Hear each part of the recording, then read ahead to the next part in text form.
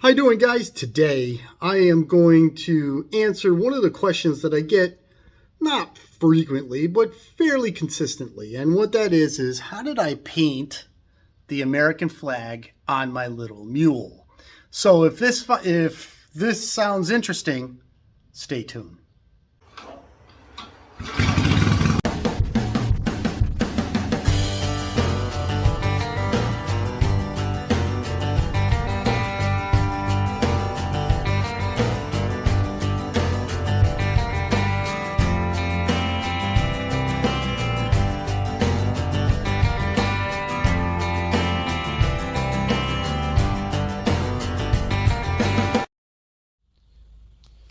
So if you've seen my little mule, you can notice that I have the American flag painted on the back. I did this with all rattle can paints. I did this a bunch of years ago. And it's just, it's starting to come apart. There's some checking and cracking in it, but in general, it looks really good. Now, I am going to go to a new rear wheel combination, which necessitates that this stretched out fender pan, to use these 520 rims, is, it'll look good, but I would like to have something a little bit more patinaed like the tractor. So I have the original seat pan that was on the little mule. And as you can see, I've started the process of putting an American flag back on this seat pan because it has all the patina that I want in order to match the front half of the tractor, because this always kind of bothered me. So how do I do the process? Now, this might be multiple pieces or a multi-piece video, or a multi-part video, I should say. But in general, this is how I do most of my painting with a rattle can. First off, I went ahead and knocked out all the dents in the pan. There was a couple dents here and there. Somebody had drilled holes. I'm not going to fill the holes in. I'm just going to leave them. I'm going to paint right over them. Okay.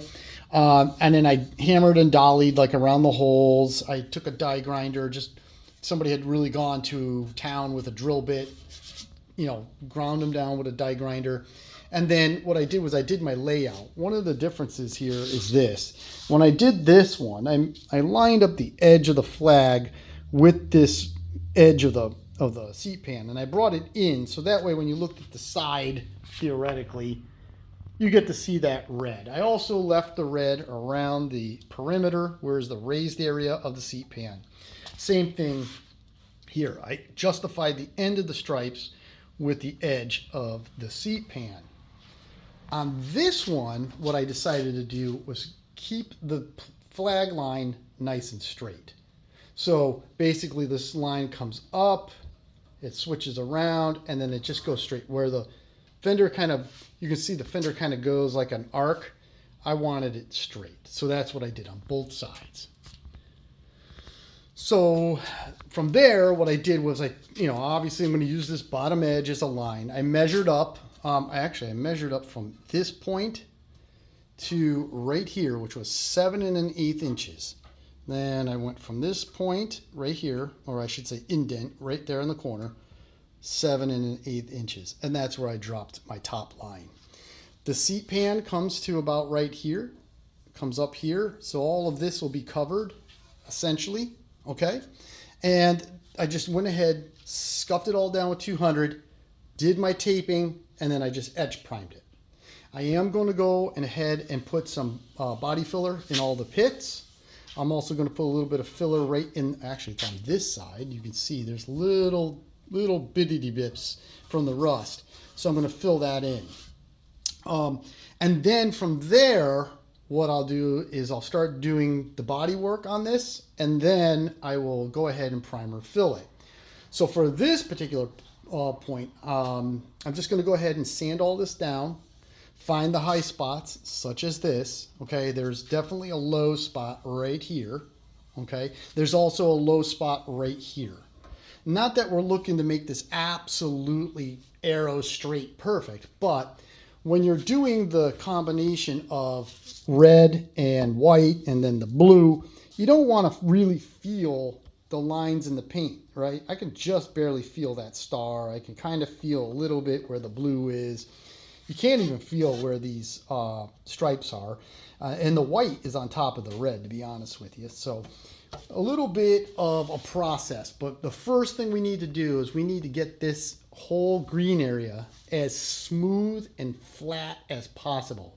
So that way when we're wet sanding and blending out the multiple colors that'll be applied, we're not going to be fighting high spots, which are just going to be a nightmare. Because once you start the process of painting, especially with a rattle can, there's really no way back. You can't really fix anything. So we got to be about 100%. So let me go ahead, let me get this all wet sanded out, and then we'll talk about how we're going to fill all the pits in. Okay, so I have gone ahead and sanded all the etching primer. It's really not good primer to sand, but like I said earlier, I just want to find where the high spots and the low spots are. It's pretty hot and humid today, so I'm going to move quickly with the body filler, and I'm just looking just to fill the pits in here. I got this taped up pretty well, so that way I don't make a complete mess and I can focus on one area at a time. So I'll do this area, I'll put it on, and then I'll sand it off. And then there's some low areas around here. There's a low area right here. I'm going to hit those with some body filler. Same thing, I got a low spot over here and I got a low spot here. And I'll do that with body filler because it's a little bit more stable. All this light pitting, I'll just use a spot putty. There's a little bit of pitting right here. I'll use some spot putty. The other thing I'll do is I'll use the spot putty to straighten out these curves and maybe even straighten out the outer point edges of the steel. So let me go ahead, let me get this all, body filled in and sanded off. I might even have these sections done, and then we'll talk about the body filler. The muraling is really starting to show now, but I went ahead and I put regular body filler where I needed some good structural sound filler. Like these pits, you can see the pits are pretty deep over here. So I really wanted this to be stable, so I used real, body filler in that area. This is spot putty, and the spot putty is just to dial in some of the low and high spots. You can see there was some pits right in this area. There's a little bit of a low spot here. There's definitely some low spots right in this area, and again pits and a little bit of a low spot. So I'm going to go ahead and finish sand. This is actually pretty much finished right in that area. And I'll put one more light skin coat of spot putty over all this, just so it will be nice and smooth. But in general, there it is. I'm just going to go ahead and finish up sanding this out.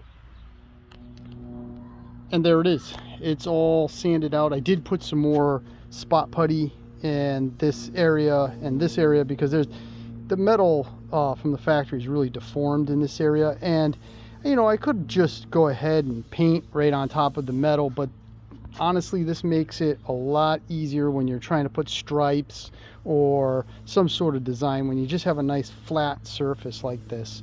I already went ahead, wiped it all down with wax and grease remover. I blew it off. It's ready for the primer filler. So I'm just gonna go ahead and tape this all off and put the paper on it. Now, I don't believe I said this during the earlier part of the video, but I just use regular, stuff that you can get at the auto parts store. You can even get all this stuff from Walmart dirt cheap. And can you make a nice flat shiny paint job with these products? Yeah. This is what this was a reaction between the paint and the blue paint and the whites. Don't count that, but I mean, this is, oh man, I don't even know. I think I did this 4 years ago on the channel. So I mean, it holds up as long as you take care of it. But this is what I am going to just load this up once I tape it off, let that dry for about 24 hours, and then I'll go ahead and wet sand it off. So let me get this thing taped up, let me get it primed up, and then we'll see what the final base will look like. Everything is wiped down and taped up. So I'm going to go ahead and spray probably all the primer onto this, so that way it hopefully fills everything in, and we'll take a look at it once it's done. The primer's still a little mushy, but I took the tape off so that way you could see what the final product is. With the first preliminary sanding, the line is pretty good. There's a little bit of whoop-de-doo right there, and I should be able to get that out with the primer. This side line looks really good. When I step back and you kind of take a look at where the line is versus where the line is, that all looks fairly even. If I go ahead and review down this side, that looks pretty straight too. There might be a little bit of a whoop-de-doo in the line over there, but with the seat in the way, you won't see any of that. Of course, you know, I had to get real, you know, I had to take the tape off, and of course my finger hit the primer, so we got a finger mark in there. Not to worry. I'm going to sand, I'm going to wet, once I let this dry for about 24 hours, I'll go ahead and wet sand the whole thing with 600 grit. We'll be able to take that out, should smooth right out. There's another little blip right here where the tape touched, so I'll get that out. I'll try to crispen up this line here to kind of match this one with the primer. I may have to put one more coat of primer on it just to dial it in completely, but you know, no rings, you know, you don't see any rings or anything like that. So in general, I think that came out really good. All right, guys, thank you very much for watching. That's where I'm going to leave this, at this point, this project. Next video, I'll have it all wet sanded out and smooth, and then we'll talk about doing the layout and how the painting process will go when I want to put multiple colors on this. All right, thank you very much for watching. Thank you to all my new subscribers. I really appreciate all that. Please like, share, and subscribe. And as always, until we start the next project, you have a great day.